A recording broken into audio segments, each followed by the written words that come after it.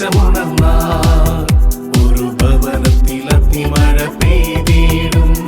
പരിശുദ്ധാത്മാവേ കൃപ ചൊരിയണമേ, പരിശുദ്ധാത്മാവേ ശക്തി പകരണമേ. ഇന്ന് ദൈവത്തിൻ്റെ ആത്മാവ് നമ്മളെല്ലാവരെയും ആത്മീയ മേഖലയിൽ വളരാൻ അനുഗ്രഹിക്കുന്ന ഒരു ആത്മീയ ദർശനം വിശുദ്ധ പൗലോസ്ലീഹായിലൂടെ നമുക്ക് നൽകുകയാണ്. ബൈബിൾ ഉള്ളവർ ബൈബിളൊക്കെ എടുക്കുക. നല്ല സുന്ദരമായൊരു വചനം ദൈവത്തിൻ്റെ ആത്മാവ് നമ്മളെ പഠിപ്പിക്കുകയാണ്. ഈ വചനം പഠിക്കുമ്പോൾ തന്നെ വലിയ ഒരു ആത്മീയ ഉൾക്കാഴ്ച ഈ ശുശ്രൂഷയിൽ പങ്കെടുക്കുന്ന എല്ലാവർക്കും കിട്ടും. Price the Lord. Hallelujah, hallelujah. Online ശുശ്രൂഷയിൽ പങ്കെടുക്കുന്നവരും ഒത്തിരി സ്നേഹത്തോടുകൂടെ ഈ ശുശ്രൂഷയിൽ പങ്കുചേരുക. നിങ്ങൾ എവിടെയാണെങ്കിലും ദൈവത്തിൻ്റെ ആത്മാവ് നിങ്ങളിലും അതിശക്തമായി ഈ ശുശ്രൂഷ സമയത്ത് ഇടപെടും. Price the Lord. ഹല്ലേലൂയ. ഇന്ന് നമ്മൾ പഠിക്കുന്ന ദൈവവചനം വിശുദ്ധ പൗലോസ്ലീഹ കൊറിന്തോസ്യർക്ക് എഴുതിയ 2-ാം ലേഖനം 1-ാം അധ്യായം 9-ാം തിരുവചനം. ഈ 9-ാം തിരുവചനം നമ്മൾ വായിക്കുമ്പോൾ അതിനു മുമ്പ് വിശുദ്ധ പൗലോസ്ലീഹ ചില കാര്യങ്ങൾ ആ അധ്യായത്തിൽ രേഖപ്പെടുത്തി വെച്ചിട്ടുണ്ട്. ആ വചനഭാഗത്തിനൊരു ഹെഡിങ് ഉണ്ട്, സഹനത്തിലൂടെ സമാശ്വാസം. സഹനത്തിലൂടെ സമാശ്വാസം. പൗലോസ്ലീഹ പറയുന്നത് സുവിശേഷത്തിന് വേണ്ടി പൗലോസ്ലീഹ സഹിക്കുന്ന സഹനങ്ങളെക്കുറിച്ചാണ്, കഷ്ടപ്പാടുകളെക്കുറിച്ചാണ്. ഈശോയ്ക്ക് വേണ്ടി ശുശ്രൂഷ ചെയ്യാൻ ഇറങ്ങി തിരിച്ചിട്ട് ഈ പൗലോസ്ലീഹ അനുഭവിക്കുന്ന സഹനങ്ങളെ, വിഷമങ്ങളെ, ദുഃഖങ്ങളെക്കുറിച്ചാണ് പൗലോസ്ലീഹ പറയുന്നത്. ഇങ്ങനെ പറഞ്ഞിട്ട് അതിലൊരു പ്രധാനപ്പെട്ട കാര്യം പൗലോസ്ലീഹ നമ്മളെ പഠിപ്പിക്കുകയാണ്. അതാണ് ഇന്ന് നമുക്കാവശ്യമായ കാര്യം. വചനം എടുത്ത് പ്രാർത്ഥിക്കണം. വിശുദ്ധ പൗലോസ്ലീഹ കൊറിന്തോസ്യർക്ക് എഴുതിയ 2-ാം ലേഖനം 1-ാം അധ്യായം 9-ാം തിരുവചനം. വചനം ഇങ്ങനെയാണ്: ഞങ്ങൾ മരണശിക്ഷയ്ക്ക് വിധിക്കപ്പെട്ടിരിക്കുന്നെന്ന് ഞങ്ങൾക്ക് തോന്നി, എന്നാൽ ഇത് ഞങ്ങൾ ഞങ്ങളിൽ തന്നെ ആശ്രയിക്കാതെ മരിച്ചവനെ ഉയർപ്പിക്കുന്ന ദൈവത്തിൽ ആശ്രയിക്കുന്നതിന് വേണ്ടി അത്രേ. Price the Lord. Hallelujah. Paulose Sleeha തൻ്റെ സഹനങ്ങളെ കുറിച്ചൊക്കെ എഴുതി പറഞ്ഞ് നമ്മളോട് പറയുകയാണ്, ഈ അവസ്ഥ നോക്കിക്കഴിഞ്ഞാലുണ്ടല്ലോ, മരണശിക്ഷയ്ക്ക് വിധിക്കപ്പെട്ട പോലെ, മരണത്തിന് വിധിക്കപ്പെട്ട പോലെ ജീവിതം അവസാനിച്ചു. മരണത്തിന് വിധിക്കപ്പെട്ട പോലെയാണ് തോന്നുന്നത്. കാരണം അതിനു മാത്രം സഹിക്കുകയാണ്. ഇവിടെ ഇരുന്നുകൊണ്ട് ഈ ശുശ്രൂഷയിൽ പങ്കെടുക്കുന്നവരും ചിലർ മനസ്സിൽ പറയുന്നുണ്ട്, അച്ഛാ അതെൻ്റെ കാര്യമാണ്, എൻ്റെ അവസ്ഥയാണ്, പുറത്തു പറയാൻ പറ്റത്തില്ല, അതുപോലെയാണ് അച്ഛാ എൻ്റെ അവസ്ഥയും. മരണശിക്ഷയ്ക്ക് വിധിക്കപ്പെട്ട പോലെ, മരണത്തെക്കുറിച്ച് ചിന്തിക്കുന്ന പോലെ ജീവിതത്തിൽ ഇനി പ്രത്യാശയൊന്നും ഇല്ല.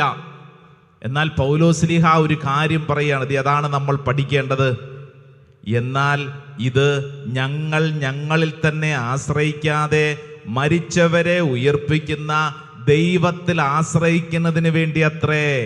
Price the Lord. ഹല്ലേലൂയ. എന്ന് പറഞ്ഞാൽ എന്തു മനസ്സിലായി?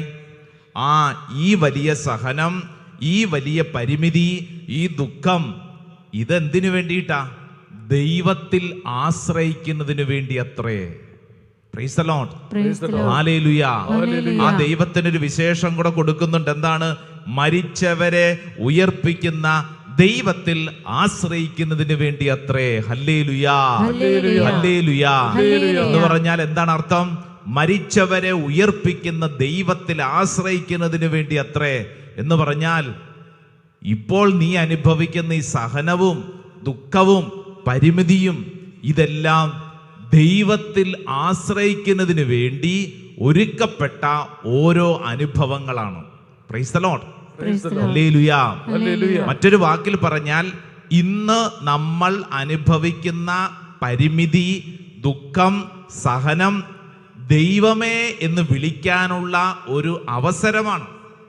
Hallelujah, hallelujah. എല്ലാവരും നേറ്റു പറഞ്ഞ്, ഇന്ന് ഞാൻ അനുഭവിക്കുന്ന ദുഃഖം, പരിമിതി, സഹനം ദൈവമേ എന്ന് വിളിക്കാനുള്ള ഒരവസരമാണ്. Hallelujah, hallelujah. നിങ്ങളിത് വിശ്വസിക്കുന്നുണ്ടോ? ഇതങ്ങ് വിശ്വസിച്ചോ. ഇത് വിശ്വസിക്കും തോറും ദൈവികമായ ചില കാര്യങ്ങൾ നമുക്ക് അനുഭവിക്കാൻ പറ്റും. ഈ ശുശ്രൂഷയിൽ പങ്കെടുക്കുന്ന ഓരോരുത്തരും ഇത് വെറുതെ കാണാൻ വന്നവരൊന്നും അല്ല എന്നുള്ളത് നിങ്ങളുടെ ഇരിപ്പ് കണ്ടാൽ തന്നെ അറിയാം. ഓൺലൈൻ ശുശ്രൂഷയിൽ പങ്കെടുക്കുന്നവരും ഇത് വെറുതെ കാണുന്നവരൊന്നും അല്ല, മറിച്ച് നിയോഗം വെച്ച് വളരെ ത്യാഗമെടുത്ത് ഈ ആലയത്തിൽ വന്നവരും ഓൺലൈൻ ശുശ്രൂഷയിൽ പങ്കെടുക്കുന്നവരുമാണ്. നിങ്ങൾ വിശ്വസിച്ചു കൊള്ളണം, ഇന്ന് നീ അനുഭവിക്കുന്ന ഈ ദുഃഖം, ഈ പരിമിതി, ഈ സഹനം എന്തിനു വേണ്ടിയിട്ടുള്ളതാണ്? ദൈവമേ എന്ന് വിളിക്കുന്നതിന് വേണ്ടിയിട്ടുള്ളതാണ്. ഹല്ലേലൂയാ, ഹല്ലേലൂയാ. ദൈവത്തെ വിളിക്കുന്നതിന് വേണ്ടിയിട്ടാണെന്ന്, ദൈവമേ എന്ന് വിളിക്കുന്നതിന് വേണ്ടിയിട്ടുള്ളതാണ്. പ്രൈസ് ദി ലോർഡ്, ഹല്ലേലൂയാ. ഞാൻ ഓർക്കുന്ന ഒരു സുന്ദരമായ സംഭവം, കണ്ണൂർ ജില്ലയിൽ, കേരളത്തിലെ കണ്ണൂർ ജില്ലയിലുള്ള ഒരു വചന ശുശ്രൂഷകൻ സാക്ഷ്യം പറയാൻ ഇദ്ദേഹം പോവും. സാക്ഷ്യ ശുശ്രൂഷയാണ്. അപ്പൊ ഇദ്ദേഹം ഒരു ശുശ്രൂഷയ്ക്ക് വേണ്ടി ഇറങ്ങി തിരിച്ചപ്പോൾ അവിടെ ഞങ്ങൾ വൈദികര് 2-3 പേരുണ്ടായിരുന്നു. അപ്പോൾ അദ്ദേഹം വന്നിട്ട് പറഞ്ഞു, അച്ഛന്മാരെ എനിക്ക് വേണ്ടി ഒന്ന് പ്രാർത്ഥിച്ചേ, ഞാൻ ഇന്ന ഇടവകയിൽ ഞാൻ വചന ശുശ്രൂഷയ്ക്ക് പോവുകയാണ്. അപ്പം ഞാൻ അദ്ദേഹത്തോട് ചോദിച്ചു, ചേട്ടൻ എന്താണ് ആ പള്ളിയിൽ പോയി വചനം പറയാൻ പോകുന്നത്? അച്ഛാ, എൻ്റെ ഒരു സാക്ഷ്യമാണ്. ഞാൻ പറഞ്ഞു, എന്ത് സാക്ഷ്യമാണ് ചേട്ടൻ പറയാൻ പോകുന്നത്? ചേട്ടൻ അതൊന്ന് പറ, അത് കഴിഞ്ഞിട്ട് നമുക്ക് ആശീർവാദ പ്രാർത്ഥനയൊക്കെ നടത്താം. അപ്പോൾ അദ്ദേഹം നിന്ന് പറയാൻ തുടങ്ങിയ സംഭവമാണ്. പ്രിയപ്പെട്ടവരെ, ഇദ്ദേഹം ഒരു സർക്കാർ ഉദ്യോഗസ്ഥനാണ്. വിവാഹ ജീവിതം സന്തോഷത്തോടുകൂടി ആരംഭിച്ചു. ഭാര്യയ്ക്കും സർക്കാർ ജോലിയുണ്ട്. അപ്പോൾ ഇവരുടെ ജീവിതത്തെക്കുറിച്ച് കുറേ സ്വപ്നങ്ങളും പ്രതീക്ഷകളൊക്കെ ആയിട്ടാണ് ഇവർ ജീവിതം ആരംഭിച്ചത്. ജീവിതം സന്തോഷത്തോടെ മുന്നോട്ട് നീങ്ങുന്നു. 1 വർഷം, 2 വർഷം, 3 വർഷം മുന്നോട്ട് നീങ്ങുന്നതനുസരിച്ച് ഇവരുടെ ജീവിതത്തിൽ വലിയൊരു സങ്കടത്തിലേക്ക് ചെല്ലുകയാണ്. എന്താ സങ്കടം എന്നറിയോ? ഇവർക്ക് കുട്ടികൾ ഉണ്ടാവുന്നില്ല. ആദ്യത്തെ ഇവരുടെ ചിരിയും കളിയൊക്കെ മാറി തുടങ്ങി. ഇവരാകെപ്പാടെ ഭാരപ്പെടാൻ തുടങ്ങി. നാട്ടുകാർ ചോദിക്കാൻ തുടങ്ങി, കല്യാണം കഴിഞ്ഞിട്ട് ഇത്രയും നാളായല്ലോ, കൊച്ചൊന്നും ഇല്ലേ, ഇതെന്താണ്? അപ്പോൾ ഇവരുടെ ഉള്ളിലൊരു ഭാരം. അങ്ങനെ ഇവരുടെ ഒരു സുഹൃത്ത് പറഞ്ഞതനുസരിച്ച് കണ്ണൂർ ജില്ലയിൽ തന്നെയുള്ള ഒരു പ്രധാനപ്പെട്ട ഡോക്ടറിൻ്റെ അടുക്കൽ ഇവരൊരു 4ാമത്തെ വർഷം ചികിത്സയ്ക്കായിട്ട് പോയി. ഇതെന്താ കാര്യമൊന്നും മനസ്സിലാവുന്നില്ല. അപ്പോൾ ഡോക്ടർ പരിശോധിച്ചിട്ട് പറഞ്ഞത് ഇങ്ങനെയാണ്, ഇത് നിസ്സാരപ്പെട്ട കാര്യമുള്ളൂ, നിങ്ങൾ കുറച്ച് നാൾ ഈ ട്രീറ്റ്മെൻറ്റ് തുടർന്നാൽ മതി, വേറെ ഒരു കുഴപ്പമില്ല, നിങ്ങൾക്ക് കുഞ്ഞുങ്ങളുണ്ടാവും. ഇവരുടെ ഉള്ളിൽ വലിയ പ്രതീക്ഷയായി. അങ്ങനെ ആ ഡോക്ടർ പറഞ്ഞ പ്രകാരം ട്രീറ്റ്മെൻറ്റ് തുടർന്നുകൊണ്ടിരിക്കുന്നു. 4 വർഷം, 5 വർഷം, 6 വർഷം. ഈ ഡോക്ടറുടെ കീഴിൽ തന്നെ 2-3 വർഷങ്ങൾ ഇങ്ങനെ ട്രീറ്റ്മെൻറ്റ്, ചികിത്സയൊക്കെ നടത്തി 7ാം വർഷത്തിലോട്ടെത്തി. ആ ഡോക്ടർ ഒരു ദിവസം പറഞ്ഞു, അതെ, നിങ്ങളോട് എനിക്കൊരു കാര്യം പറയാനുണ്ട്. ഞാൻ പലരെയും ചികിത്സിച്ചിട്ടുണ്ടെങ്കിലും നിങ്ങളുടെ കേസ് ഒരു സ്പെഷ്യൽ കേസാണെന്ന് തോന്നുന്നു. ഞാനൊരു കാര്യം ചെയ്യാം, എൻ്റെ സീനിയർ ഡോക്ടർ കൊച്ചിയിലുണ്ട്. എൻ്റെ സീനിയർ ഡോക്ടർ, അദ്ദേഹം മിടുക്കനാണ്. അദ്ദേഹത്തിൻ്റെ അടുക്കലേക്ക് ഞാൻ നിങ്ങളൊന്ന് റെഫർ ചെയ്യാം. അപ്പോൾ അദ്ദേഹത്തിൻ്റെ അടുക്കൽ ചെന്നാൽ ഞാൻ വിളിച്ചു പറഞ്ഞിട്ടുണ്ട്. അങ്ങനെ കണ്ണൂരിൽ നിന്ന് ഈ ഭാര്യയും ഭർത്താവും കൊച്ചിയിലെത്തി. അവർ ഈ ഡോക്ടറെ കണ്ടു. അപ്പോൾ ഡോക്ടർ പറഞ്ഞു, മറ്റേ ജൂനിയർ ഡോക്ടർ നടത്തിയ ട്രീറ്റ്മെൻ്റ് ഒന്നും മോശമല്ല, ഇതിലും അല്പം കൂടെ മെച്ചപ്പെട്ട ചില ട്രീറ്റ്മെൻറ്റുകൾ അവൈലബിൾ ആണ്, നമുക്കത് ചെയ്യാം. അപ്പോൾ ഇവർക്ക് വീണ്ടും സന്തോഷമായി. പ്രിയപ്പെട്ടവരെ, അങ്ങനെ വീണ്ടും ഇവർ കൊച്ചിയിൽ ഉള്ള ഡോക്ടറിൻ്റെ കീഴിൽ ട്രീറ്റ്മെൻറ്റ് ആരംഭിച്ചു. അതങ്ങനെ വർഷം മുന്നോട്ട് നീങ്ങി. 7 വർഷം കഴിഞ്ഞു, 8 വർഷം കഴിഞ്ഞു, 9 ആയി, 10 ആകാൻ തുടങ്ങി. പ്രിയപ്പെട്ടവരെ, വർഷം മുന്നോട്ട് നീങ്ങുന്നതനുസരിച്ച് കാര്യത്തിന് ഉത്തരവൊന്നും ഉണ്ടാവുന്നില്ല, ചികിത്സ ഫലിക്കുന്നില്ല. ഒരു ദിവസം നമ്മുടെ ഈ സീനിയർ ഡോക്ടറെ കാണാൻ വേണ്ടിയിട്ട് ഇവർ ഈ കൊച്ചിയിലെത്തിക്കഴിഞ്ഞപ്പോൾ ഈ ഡോക്ടറെ കാണാൻ വേണ്ടി ഓഫീസിലോട്ട് ചെന്നപ്പോൾ ഈ ഡോക്ടർ ഇങ്ങനെ താടിക്കും കൈയും കൊടുത്തിരിക്കുകയാണ്. അപ്പോൾ ഇവരെ കണ്ട ഉടനെ പറഞ്ഞ്, നിങ്ങൾ ഇവിടെ ഇരിക്കുക. അതെ, എനിക്ക് നിങ്ങളോടൊരു കാര്യം പറയാനുണ്ട്. ഞാൻ പലരെയും ചികിത്സിച്ചിട്ടുണ്ടെങ്കിൽ നിങ്ങളുടെ കേസ് അല്പം ഒരു വ്യത്യസ്തമായ കേസാണെന്ന് എനിക്ക് തോന്നുന്നു. എൻ്റെ ചികിത്സകളൊന്നും അത്ര അങ്ങോട്ട് ഫലിക്കുന്നില്ല. എനിക്കിനി ഇതിൽ കൂടുതൽ ഒന്നും ചെയ്യാനില്ല. എന്നെക്കൊണ്ട് പറ്റുന്നത് ഞാൻ പഠിച്ചതുമായിട്ടുള്ള ചികിത്സാ രീതികളൊക്കെ ചെയ്തു. ഇനി ഇതിനപ്പുറം എനിക്കൊന്നും ചെയ്യാനില്ല. അപ്പം അതുകൊണ്ടൊരു കാര്യം ചെയ്യും, ഇനി നിങ്ങൾ ഇവിടെ ചികിത്സയ്ക്ക് വേണ്ടി വരേണ്ടതില്ല. ഈ ഭാര്യയും ഭർത്താവും കൂടെ ഈ ഡോക്ടറുടെ മുമ്പിലിരുന്ന് ഏങ്ങലടിച്ച് കരയാൻ തുടങ്ങി. പ്രിയപ്പെട്ടവരെ, അന്ന് കൊച്ചിയിൽ നിന്ന് അവർ ട്രെയിൻ കയറി കണ്ണൂരിൽ അവരുടെ വീട്ടിലെത്തുവരും എത്തുന്നതുവരെ കരച്ചിലോട് കരച്ചിൽ. ഇവരുടെ ജീവിതത്തിൻ്റെ സ്വപ്നം, പ്രതീക്ഷ എല്ലാം തകർന്നു വീണ അനുഭവം. ഇനി എന്ത് ചെയ്യും? വിവാഹ ജീവിതം കഴിഞ്ഞിട്ട് 10 വർഷത്തോളം കഴിഞ്ഞിരിക്കുന്നു. അന്ന് രാത്രിയിൽ ഇവർ സത്യക്രിസ്ത്യാനികളാണ്. ഇവരുടെ വീട്ടിൽ പ്രാർത്ഥിക്കുന്ന, ഇവരുടെ വീട്ടിൽ ചെറിയൊരു രൂപമൊക്കെ വെച്ചിട്ടുണ്ട്. പ്രിയപ്പെട്ടവരെ, ആ ഈശോയുടെ രൂപത്തിൻ്റെ മുമ്പിൽ ചെന്ന് ഈ ഭാര്യയും ഭർത്താവും കരഞ്ഞു കലങ്ങിയ കണ്ണുകൾ, എന്തു ചെയ്യണമെന്നറിഞ്ഞുകൂടാ, രണ്ടുപേരും കൂടെ കൈ ചേർത്ത് പിടിച്ച് ഈശോയുടെ രൂപത്തിൻ്റെ മുമ്പിൽ നിന്നുകൊണ്ട്, ദൈവമേ, ഈശോയെ രക്ഷിക്കണേ, ഇനി ഞങ്ങൾ എന്തു ചെയ്യും? അവർ രണ്ടുപേരും കൂടെ അവിടെ ഇരുന്നുകൊണ്ട് കരയാൻ തുടങ്ങി, പ്രാർത്ഥിക്കാൻ തുടങ്ങി. പ്രിയപ്പെട്ടവരെ, ആ രാത്രി മുഴുവൻ അവരുടെ ജീവിതത്തിൽ ആദ്യമായിട്ടാണ് ആ രാത്രി മുഴുവൻ കരഞ്ഞുകൊണ്ട് അവർ പ്രാർത്ഥിച്ചത് ഇങ്ങനെയാണ്: ഇനി നീ മാത്രമേ ആശ്രയമുള്ളൂ, ഇനി നീ മാത്രമേ ആശ്രയമുള്ളൂ, ഇനി നീ മാത്രമേ ആശ്രയമുള്ളൂ, ഞങ്ങൾക്ക് വേറെ ആരിലും ആശ്രയമില്ല. പ്രിയപ്പെട്ടവരെ, ആ രാത്രി മാത്രമല്ല, തുടർന്നുള്ള നാളുകളിൽ അവർ സ്ഥിരമായിട്ട് ഈ കണ്ണുനീരോടെ പ്രാർത്ഥിച്ചു, ദൈവമേ കരുണയായിരിക്കണമേ, നീ മാത്രമേ ആശ്രയമുള്ളൂ, ലോകത്തൊരു മനുഷ്യനും ഞങ്ങളെ സഹായിക്കാനില്ല, നീ മാത്രമേ ആശ്രയമുള്ളൂ. പ്രിയപ്പെട്ടവരെ, നാളുകൾ കഴിഞ്ഞപ്പോൾ ഈ സഹോദരി ഗർഭവതിയായി. Praise the Lord, hallelujah, hallelujah. ഈ ശുശ്രൂഷയ്ക്ക് പോകുന്ന സഹോദരൻ, സാക്ഷ്യം പറയാൻ പോകുന്ന സഹോദരൻ എൻ്റെ മുമ്പിൽ നിന്നിട്ട് പറഞ്ഞുകൊണ്ടിരിക്കുമ്പോൾ കരച്ചിലാണ്, കണ്ണിൽ നിന്ന് വെള്ളം വീണുകൊണ്ടിരിക്കുക. ഇദ്ദേഹം പറഞ്ഞത് ഇങ്ങനെയാണ്: അച്ഛാ, ഒന്നല്ല, എനിക്ക് 2 കുഞ്ഞുങ്ങളെ ദൈവം തന്നു, 2 കുഞ്ഞുങ്ങളെ ദൈവം തന്നു. ഞാനിപ്പോൾ പറയാൻ പോകുന്ന സാക്ഷി എന്നാന്നറിയാം അച്ഛാ, ഞാൻ 10 വർഷത്തോളം മനുഷ്യരുടെ പുറകെ നടന്ന് ചികിത്സയ്ക്ക് വേണ്ടി കഷ്ടപ്പെട്ടു, പണം ചെലവഴിവാക്കി, എൻ്റെ സമയം കളഞ്ഞു. എന്നാൽ എപ്പോഴാണോ ഞാൻ ദൈവ തിരുമുമ്പിൽ മുട്ടുകുത്തി കരങ്ങൾ ഉയർത്തി കണ്ണുനീരോടെ പ്രാർത്ഥിച്ചത്, അപ്പോൾ മുതൽ ദൈവം എന്നിൽ ഇടപെട്ടു. Price the Lord, hallelujah, hallelujah. Paulose Sleeha പഠിപ്പിച്ച വചന അതാണ് അതിൻ്റെ അർത്ഥം. ഞങ്ങൾ മരണശിക്ഷയ്ക്ക് വിധിക്കപ്പെട്ടെന്ന് തോന്നി, എന്നാൽ ഇത് ഞങ്ങളിൽ തന്നെ ആശ്രയിക്കാതെ ദൈവത്തിൽ ആശ്രയിക്കുന്നതിന് വേണ്ടിയാണെന്ന്. ഇവിടെ ഇരുന്നുകൊണ്ട് ഈ ശുശ്രൂഷയിൽ പങ്കെടുക്കുന്നവർ, ഓൺലൈൻ പങ്കെടുക്കുന്നവരൊന്ന് ചിന്തിച്ചേ. നിന്റെ ബുദ്ധി കൊണ്ട്, നിന്റെ കഴിവ് കൊണ്ട്, കുടുംബ പാരമ്പര്യം കൊണ്ട്, നീ നേടിയെടുത്തിരിക്കുന്ന കാര്യങ്ങൾ കൊണ്ടൊക്കെ കുറേ കാര്യങ്ങൾ ചെയ്യാമെന്ന് വിചാരിച്ച് പരാജയപ്പെട്ടിരിക്കുകയായിരിക്കും. ഇനി എന്തു ചെയ്യണമെന്നറിഞ്ഞുകൂടാ. നീ ഓർത്തോ, ഇപ്പോഴുണ്ടായി പരാജയം, ഈ പരിമിതി, ഈ ദുഃഖം, ഈ സഹനം, ഇതെന്തിനാണെന്നറിയാവോ? ദൈവമേ എന്ന് വിളിക്കുന്നതിന് വേണ്ടിയിട്ടാണ്. ഈ കാര്യം നീ പഠിച്ചാൽ ജീവിതത്തിൽ നമ്മൾ പല മേഖലകളിൽ ആത്മീയമായി വളരും. ഇപ്പം ഞാൻ അനുഭവിക്കുന്നത് ഇത് എൻ്റെ നാശത്തിനല്ലെന്ന് പൗലോസ്ലീഹ പറഞ്ഞത് എന്താണ്? ഞാൻ മരണശിക്ഷയ്ക്ക് വിധിക്കപ്പെട്ടെന്ന പോലെ എനിക്ക് തോന്നി, എന്നാൽ ഞാനൊരു കാര്യം മനസ്സിലാക്കുന്നു, മരിച്ചവനെ ഉയർപ്പിക്കുന്ന ദൈവത്തിൽ വിശ്വസിക്കുന്നതിന് വേണ്ടി അത്രേ. അതിനു വേണ്ടിയാണ് ദൈവം ഈ അനുഭവത്തിലൂടെ നിന്നെ കടത്തി വിടുന്നത്. Praise the Lord, hallelujah, hallelujah, hallelujah. Bartimaeus എന്ന് പറയുന്ന വ്യക്തി നമുക്കൊക്കെ വളരെ പരിചിതമുണ്ടല്ലോ. ആ പരിമിതിയുടെ നടുവില് അയാൾ എന്ത് ചെയ്തു? എൻ്റെ ജീവിതം തീർന്നു, ഞാൻ അന്ധനാണ്, യാചകനാണ്, എൻ്റെ മാറി വഴി സൈഡിൽ ഇരുന്നുകൊണ്ട് ജീവിതം അവസാനിപ്പിക്കുകയല്ലെന്ന്, മറിച്ച് എന്ത് ചെയ്തു? അയാൾ അവിടെ ഇരുന്ന് തൻ്റെ പരിമിതിയുടെ നടുവിൽ യേശുവേ എന്ന് വിളിച്ചു. ആ വിളിക്കൊരു ഉത്തരവുണ്ടായി. നീ ദൈവത്തിൽ ആശ്രയിക്കുന്നതിന് വേണ്ടിയാണ് ഇപ്പോഴത്തെ ഈ ഒരു സഹനം, ഇപ്പോഴത്തെ ഈ ഒരു അനുഭവം. ഞാനിത് പറയുമ്പോൾ കുറേ വർഷങ്ങൾക്ക് മുമ്പ് നമ്മുടെ കേരളത്തിൽ അറിയപ്പെടുന്ന ഒരു ബിസിനസ്സുകാരൻ, പ്രിയപ്പെട്ടവരെ, ക്രിസ്ത്യാനിയാണ് പേരിൽ, എന്നാൽ പള്ളി പോവില്ല, പ്രാർത്ഥിക്കില്ല, ദൈവവിചാരം ഉണ്ടെന്നാണ് പറയുന്നത്. പക്ഷേ എപ്പോഴും തിരുസഭയ്ക്കെതിരെ പ്രസംഗിക്കും.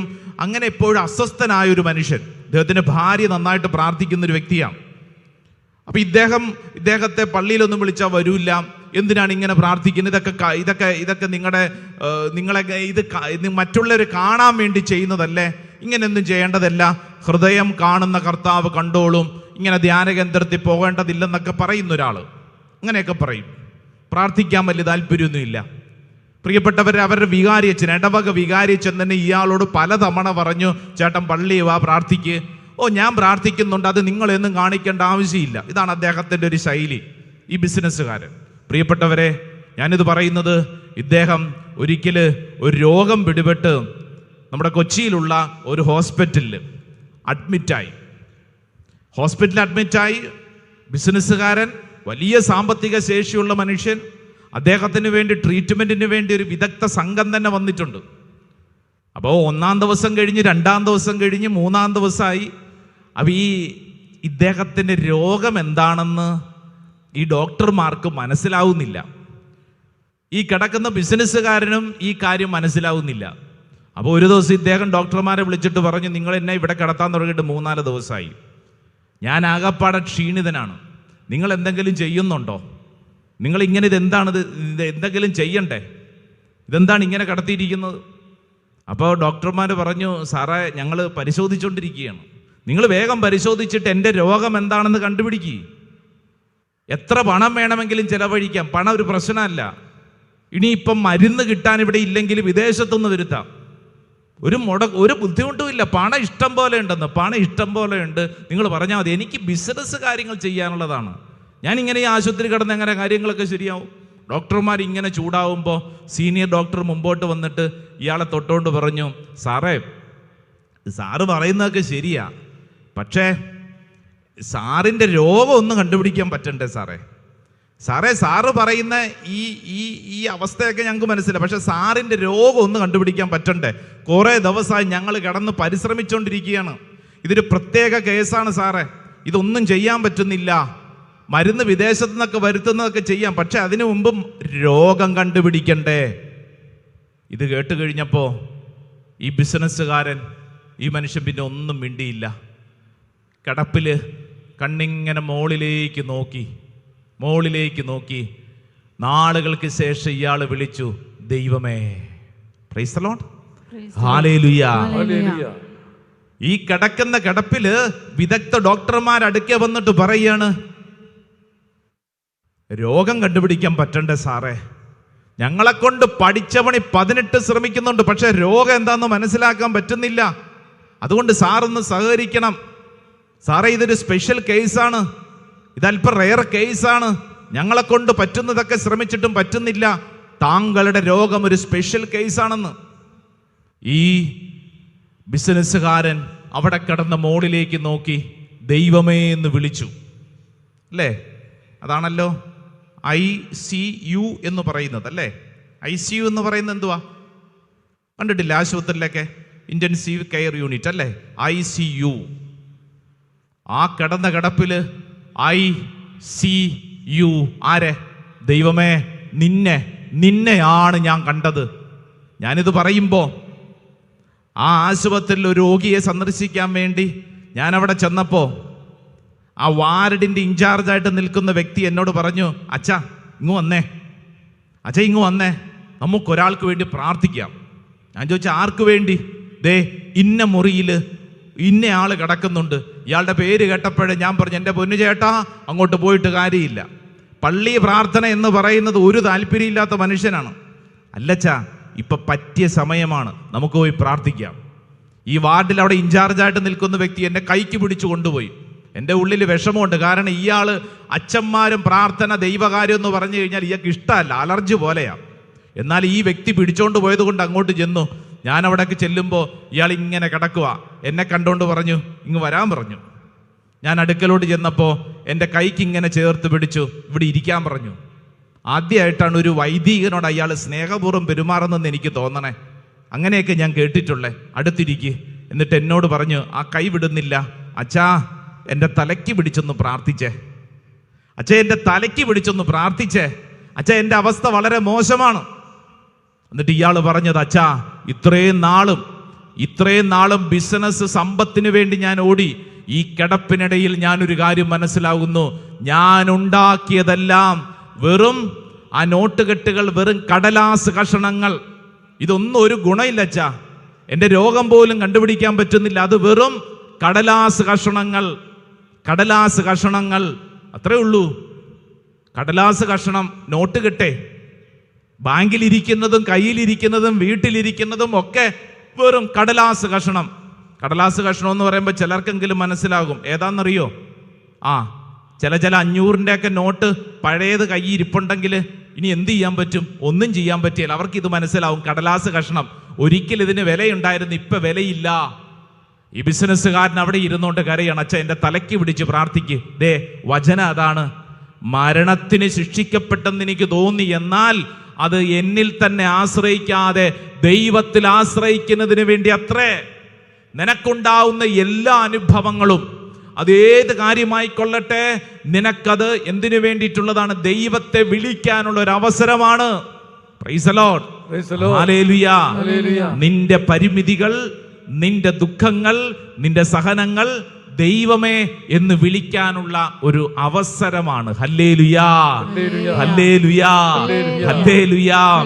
എൻ്റെ വീടിനടുത്ത് ഒരു ചേട്ടൻ, ഈ ചേട്ടൻ എപ്പോഴും പള്ളിയിലൊക്കെ ഇടയ്ക്കൊക്കെ വരും, പക്ഷേ കയ്യും കെട്ടിയേ നിൽക്കുകയുള്ളൂ, പുറകിലേ നിൽക്കുകയുള്ളൂ. അപ്പോൾ ഇവിടുത്തെ ഞങ്ങളുടെ പള്ളിയിൽ അവിടുത്തെ വികാരി അച്ഛൻ പലതവണ ഇയാളോട് പറഞ്ഞു, ചേട്ടൻ അകത്തോട്ട് കയറും. ഇല്ല ചേട്ടൻ കൈകൂപ്പ്. ഇല്ല ഞാൻ ഇങ്ങനെ നിൽക്കൂ, ഇതെൻ്റെ ഒരു ശൈലിയാണ്. അദ്ദേഹം പറയുന്നത് ഇങ്ങനെയാണ്, ഇതെൻ്റെ ഒരു ശൈലിയാണ്. പ്രിയപ്പെട്ടവരെ, കുറേ നാളൊക്കെ കഴിഞ്ഞിട്ട് ഞാൻ ഒരിക്കൽ നാട്ടിൽ ചെന്നപ്പോൾ ഇദ്ദേഹത്തെ മുൻവശത്ത് കൈയും കൂപ്പി കൂനി നിൽക്കുന്നു. അപ്പൊ ഇത് കണ്ടിട്ട് എനിക്ക് അത്ഭുതമായിപ്പോ. ദൈവമേ, എന്തൊരു അത്ഭുതമാണ് അങ്ങ് ചെയ്തിരിക്കുന്നത്. കാരണം പള്ളിക്ക് പുറത്ത് കയ്യും കെട്ടി നിൽക്കും, ഇതെന്റെ ശൈലിയാണെന്നും പറഞ്ഞ് നടക്കുന്ന മനുഷ്യൻ പള്ളിയിൽ മുമ്പിൽ കയ്യും കൂപ്പി കൂനി നിൽക്കുന്നു. ഞാൻ ഈ കുർബാനയെല്ലാം കഴിഞ്ഞ് പുറത്തിറങ്ങി നിന്നപ്പോൾ ഞാൻ ഇദ്ദേഹത്തെ ഓടിച്ചെന്ന് കണ്ട് ഞാൻ ചോദിച്ചു, ചേട്ടാ ഇതെന്നാ പറ്റി? പള്ളിക്കകത്ത് കൈ കൂപ്പി കൂനി നിൽക്കുന്നു. അപ്പൊ എന്നെ കാണുമ്പോഴും ഇയാൾ കൂനി കയ്യും കൂപ്പിയെ നിൽക്കുന്നേ. അപ്പൊ എനിക്ക് മനസ്സിലായി, പള്ളി മാത്രമല്ല, ഇയാളിപ്പോൾ ഇങ്ങനെയായി, കൈകൂപ്പിയ നിൽക്കുന്നേ, പുറത്തും. അകത്ത് മാത്രമല്ല, പുറത്തും. ഞാൻ ചോദിച്ചപ്പോൾ പറഞ്ഞു, അച്ഛാ ചിക്കൻ ഗുനിയ വന്നതിന് ശേഷം നേരെ നിൽക്കാൻ പറ്റണില്ല അച്ഛാ. ചിക്കൻ ഗുനിയ വന്നതിന് ശേഷം ദേ എൻ്റെ അവസ്ഥ ഇങ്ങനെയാ. അച്ഛൻ എനിക്ക് വേണ്ടി പ്രാർത്ഥിക്കണം. Price the Lord. മനസ്സിലാവണുണ്ടോ എന്ന് പറഞ്ഞു കഴിഞ്ഞാൽ, ഞാൻ ഇങ്ങനെയാണ്, കയ്യൊന്നും കൂപ്പത്തില്ലെന്ന്. ഞാൻ ഇങ്ങനെയാണ്, പണ്ടേ ഇങ്ങനെയാണ്, എൻ്റെ വീട്ടിലുള്ളവരൊക്കെ ഇങ്ങനെയാണ്, ഞങ്ങൾക്ക് ഇങ്ങനെയൊന്നും പ്രാർത്ഥിക്കേണ്ട ആവശ്യമില്ലെന്നൊക്കെ പറഞ്ഞതാ. ചിക്കൻ ഗുനിയ വന്നതിന് ശേഷം പുറത്തു നിന്ന ചേട്ടൻ പള്ളിക്കകത്ത് കയറി എപ്പോഴും കൈകൂപ്പി, പള്ളിക്കകത്ത് മാത്രമല്ല പുറത്ത് ആരെ കണ്ടാലും കൈകൂപ്പി പ്രാർത്ഥിക്കണമെന്നും പറഞ്ഞാൽ നടക്കുന്നേ. ചില അനുഭവങ്ങളെ, ചില സംഭവങ്ങൾ നമുക്കുണ്ടാവുന്ന എന്തിനാണെന്നറിയോ? നമുക്ക് ദൈവത്തെ വിളിക്കാനൊരവസരം. Praise the Lord, hallelujah, hallelujah. ഇവിടെ ഇരിക്കുന്ന മാതാപിതാക്കളുണ്ട്, ശുശ്രൂഷയിൽ പങ്കെടുക്കുന്ന മാതാപിതാക്കളെ നിങ്ങൾ ഓർത്തോണം.